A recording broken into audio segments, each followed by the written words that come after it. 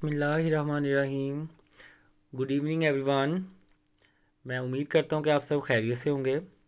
तो कल हमने देखा था जी प्रेजेंट टेंसेस की रिवीजन की थी, जिसमें हमने स्पेसिफिकली प्रेजेंट इंडेफिनेट और प्रेजेंट कंटिन्यूस का इंतखाब किया था। उसके हमने सिग्नल वर्ड्स को देखा था, उसके फार्मूले को देखा था।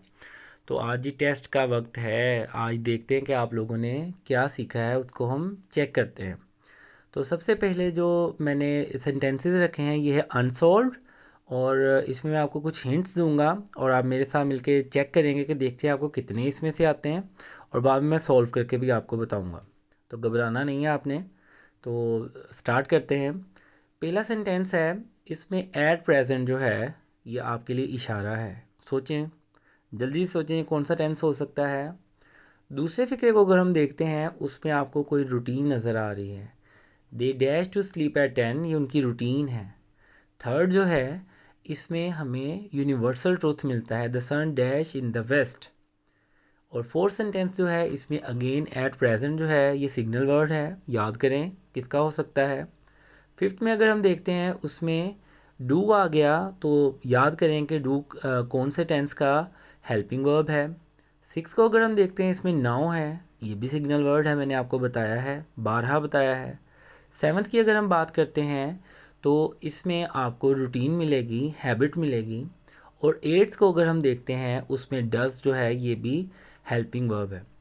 तो बड़े आसान सेंटेंसेस हैं। ख़ास तौर पे नाइन्थ और टेंथ के स्टूडेंट के लिए आज का लेक्चर बड़ा बेनिफिशियल है, और ग्रामर की तो ओवरऑल सबको ज़रूरत है। चलिए जी, अब सॉल्व को देखते हैं आपके कितने ठीक हुए हैं, चेक करते हैं। फर्स्ट में सिग्नल वर्ड था हमारा एट प्रेजेंट, तो ये प्रेजेंट कंटिन्यूस का फिक्रा है, इसीलिए इट के साथ हमने इज़ रेनिंग का इजाफा किया, आईएनजी का इजाफा किया। सेकंड सेंटेंस की अगर हम बात करते हैं, तो हमें रूटीन मिलती है, दे के साथ हमने गो सिंपल फर्स्ट फॉर्म का इजाफा करेंगे। थर्ड सेंटेंस की बात करते हैं, सन सिंगुलर है, तो दैट्स वाई हमने सेट के साथ एस का इजाफा किया, ये भी प्रेजेंट इंडेफिनिट का फिक्रा है। फोर्थ सेंटेंस की अगर बात करते हैं, एट प्रेजेंट प्रेजेंट कंटिन्यूस का फिक्रा है, इसीलिए शी के साथ इसका इजाफा करके हेल्पिंग वर्ब, और लर्न के साथ हमने आईएनजी का इजाफा किया। फिफ्थ सेंटेंस की अगर हम बात करते हैं, तो जो पहले डू लिखा है वो हेल्पिंग वर्ब है, जबकि बाद में डू जो लिखा गया है वो मेन वर्ब है।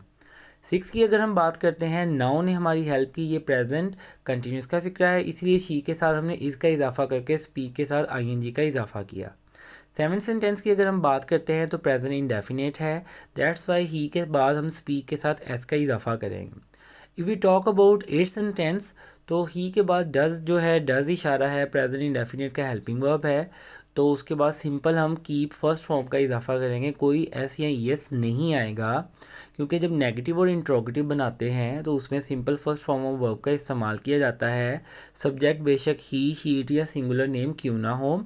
तो ही के साथ हमने डज का इस्तेमाल किया, ये हेल्पिंग वर्ब है प्रेजेंट इंडेफिनिट का, तो कीप की हमने फर्स्ट फॉर्म का इस्तेमाल किया, कोई एस या यस उसके साथ नहीं आया। मैं उम्मीद करता हूँ कि आज का लेक्चर आप इंजॉय कर रहे होंगे, और ये भी हमारी रिवीजन का ही एक हिस्सा है, जो कि मैंने आपके लिए रिवीजन का एहतमाम किया है। पहले मैंने आपको फार्मूला बताया, और आज हम उसकी रिवीजन कर रहे हैं। इसी तरह इंशाल्लाह आने वाले लेक्चर्स में मैं अगले दो जो टेंसेस बचे हैं प्रेजेंट के, उसकी रिवीजन करेंगे, और फिर बाद में उसका इसी तरह से एक क्विक सरप्राइज़ टेस्ट लिया जाएगा। सरप्राइज़ कैसे रहेगा मैंने तो पहले ही बता दिया, तो तैयारी कर लें जी, इंशाल्लाह आपका टेस्ट होगा। नेक्स्ट देखते हैं जी सेंटेंसेस जो हमारे पास हैं।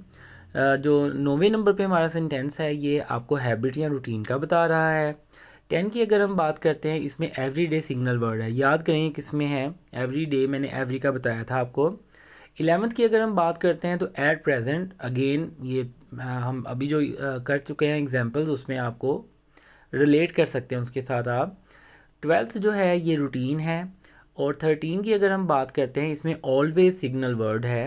14th की अगर हम बात करते हैं, तो ये यूनिवर्सल ट्रूथ है। 15th की अगर हम बात करते हैं, तो ये उसकी हैबिट या रूटीन है।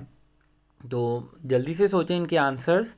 तो अभी मैं आपको बताऊंगा कि इनके एग्जैक्ट आंसर्स क्या है।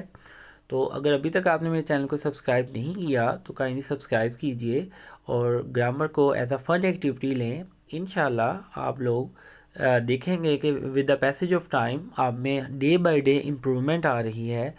टीम इंग्लिश ग्रामर फन का यही एक मोटो है, यही एक मकसद है कि लोगों का स्पोकन बेहतर हो, स्ट्रक्चर बेहतर हो, उनमें कॉन्फिडेंस बिल्ड हो, उनके रिटन में बेहतरी आए।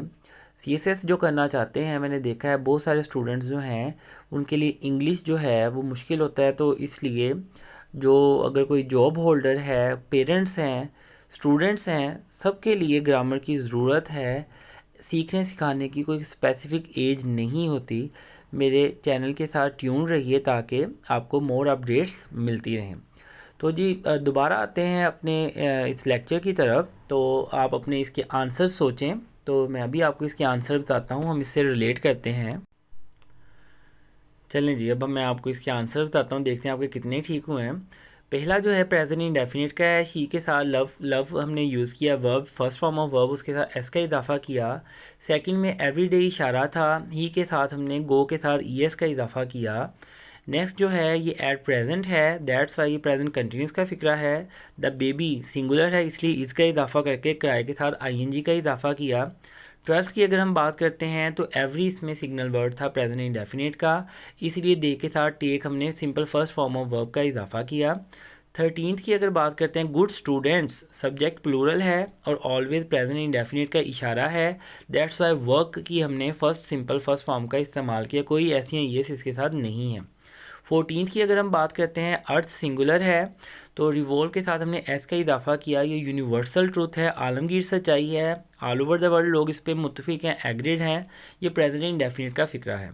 15th की अगर हम बात करते हैं, करीम जो है सब्जेक्ट सिंगुलर है और रूटीन या हैबिट की बात हो रही है, तो क्लीन हमने फर्स्ट फॉर्म ऑफ वर्ब का इंतखाब किया और क्रीम क्योंकि हमारा सब्जेक्ट सिंगुलर था इसलिए क्लीन के साथ हमने एस का इजाफा किया सब्जेक्ट वर्ब एग्रीमेंट के अकॉर्डिंगली।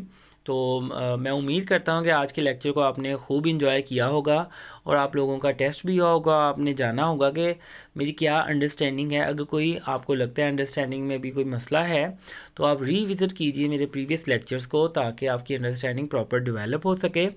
और सब्जेक्ट वर्ब एग्रीमेंट का अक्सर मैं जिक्र करता हूँ, इसके बारे में मैंने प्रीवियसली बताया था कि जैसा सब्जेक्ट होगा उसके अकॉर्डिंगली हम वर्ब का इंतखाब करेंगे। सिंगुलर सब्जेक्ट हो तो सिंगुलर वर्ब होगा, प्लूरल अगर सब्जेक्ट है तो प्लूरल ही हमारा वर्ब होगा। तो अगर अभी तक आपने मेरे चैनल को सब्सक्राइब नहीं किया तो काइंडली सब्सक्राइब कीजिए। और मैं आपको अपकमिंग लेक्चर्स के बारे में बताता चलूँ। इंशाल्लाह हम रिवीजन करेंगे, अभी तक हमने जितने टेंसेस को किया है। कल इंशाल्लाह मैं आपको बताऊंगा प्रेजेंट परफेक्ट टेंस के बारे में और परफेक्ट कंटिन्यूस टेंस की रिवीजन करेंगे इंशाल्लाह। फिर इसी तरह जैसे आज इसका टेस्ट हुआ है इसी तरह उसका टेस्ट लिया जाएगा। इसी तरह पास्ट टेंसेस के बारे में भी होगा और जब ये कवर हो जाएंगे तो फिर इंशाल्लाह फ्यूचर को स्टार्ट करेंगे। तो मैं उम्मीद करता हूँ कि आज के लेक्चर से आपने बहुत कुछ सीखा होगा और प्रैक्टिस कीजिए। अपना ख्याल रखिएगा। अल्लाह हाफिज़।